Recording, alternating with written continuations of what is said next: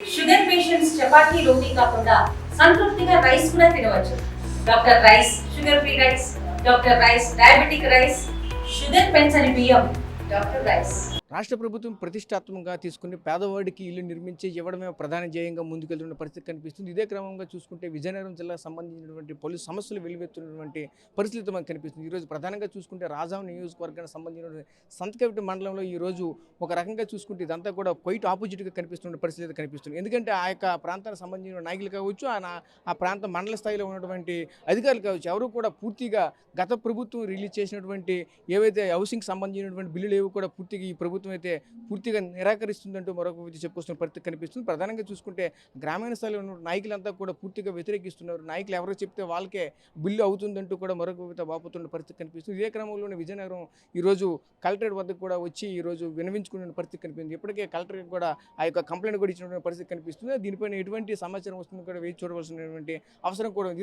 ఇదే క్రమంలో మనతో పాటు ఆ బాధ్యతలు అయితే మనతో పాటు ఉన్నారు. వాళ్ళతో మాట్లాడి మరిన్ని వివరాలు తెలుసుకునే ప్రయత్నం అయితే చేద్దాం. చెప్పండి, ప్రధానంగా మీ సమస్య ఏంటి, అసలు ఏం జరిగింది, ఏ విధంగా మిమ్మల్ని ఇబ్బందులకు గురి చేస్తున్నారు? అది సంతకైట మండలం చింతలపేట గ్రామం అండి. గత ప్రభుత్వం ప్రతిష్టాత్మకంగా తీసుకొని ఇల్లు పట్టాలు ఇవ్వడం జరిగింది.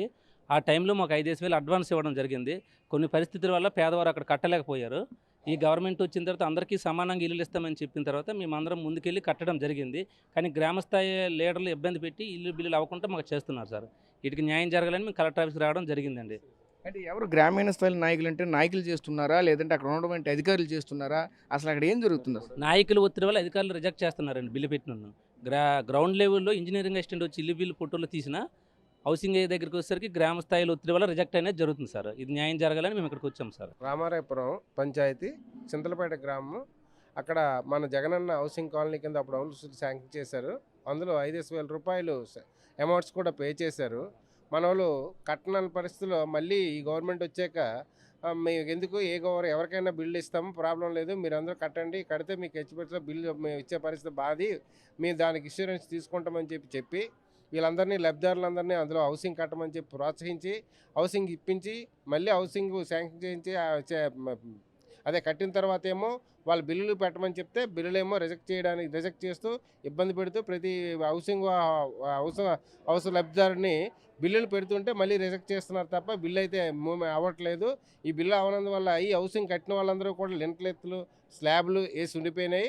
వాళ్ళకి ఎవరికి ప్రోత్సాహం లేక రెండో స్టెప్ తీసుకొని మళ్ళీ కట్టడానికి భయపడుతున్నారు. దయచేసి గవర్నమెంట్ ఒకసారి దీనిపై దృష్టి పెట్టి అర్జెంటుగా బిల్లులు ఇప్పించడానికి ఏర్పాటు చేయాల్సిందిగా కోర్చు మేము విన్నవించుకుంటున్నాం. సంతకటి మండలం రామారాయపురం, సాలీపేట, చింతలపేట గ్రామం పరిధిలో ఇదే సమస్య ఎదుర్కొంటున్నారు. కాబట్టి గవర్నమెంట్ ఆలోచించి నిర్ణయం తీసుకోండి, లేదంటే దీనిపై తీవ్ర ప్రమాదం జరిగే ప్రయత్నం ఉంది.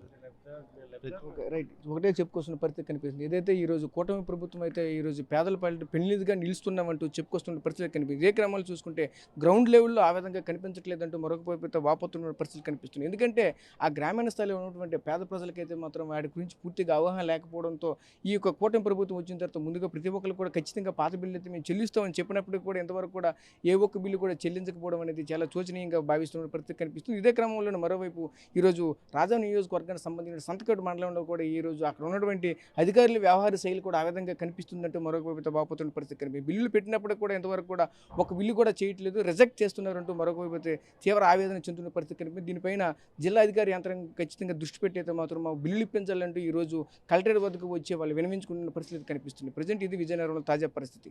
కెమెరా పర్సన్ నాయుడుతో రాజేష్, RTV, విజయనగరం నుంచి. ఇండియా పాకిస్తాన్ తాజా అప్డేట్స్ కోసం డౌన్లోడ్ చేసుకోండి RTV లైవ్ యాప్.